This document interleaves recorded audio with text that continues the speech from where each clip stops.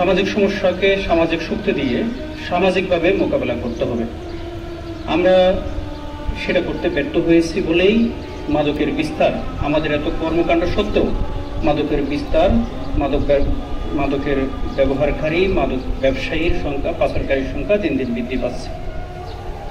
বাংলাদেশ যে আমাদের মাদক অধিদপ্তর, আমার পূর্ববর্তী সম্মানিত কলিগ যে বক্তব্য দিয়ে গেছেন, ওনারা শতভাগ কর্মকণ্ঠা মাদক বিরোধী কর্মকাণ্ডে ব্যয় করেন। আমাদের বর্ডার গার্ড যে বিজিবি, তাদের অর্ধেক কর্মকণ্ঠা এখানে ব্যয় হয়। আমাদের বাংলাদেশে যত মামলা হয়, অর্ধেক মামলা মাদকের মামলা।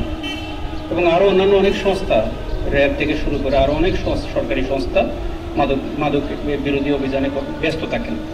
কিন্তু মাদকের সংখ্যা, মাদক উদ্ধারের সংখ্যা, মাদক ব্যবসায়ীর সংখ্যা, মাদক ব্যবহারকারীর সংখ্যা দিন দিন বৃদ্ধি পাচ্ছে।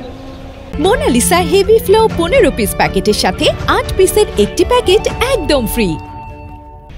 আমরা যদি আমাদের ভবিষ্যৎকে ভালো করতে চাই, আমাদের দেশের ভবিষ্যৎকে ভালো করতে চাই, পৃথিবীর ভবিষ্যৎকে ভালো করতে চাই, অবশ্যই মাদকের বিরুদ্ধে আমাদেরকে অত্যন্ত সচেতনভাবে, শক্তভাবে, সামগ্রিকভাবে, সমন্বিতভাবে কাজ করতে হবে। সবাইকে একসাথে কাজ করতে হবে।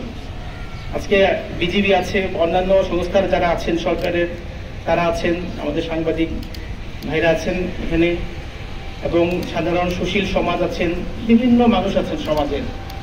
সবাইকে একসাথে এই মাদকের বিরুদ্ধে কাজ করতে হবে। তাহলেই আমাদের পক্ষে এই মাদকের এই মরণ থাবা থেকে মুক্তি পাওয়া সম্ভব।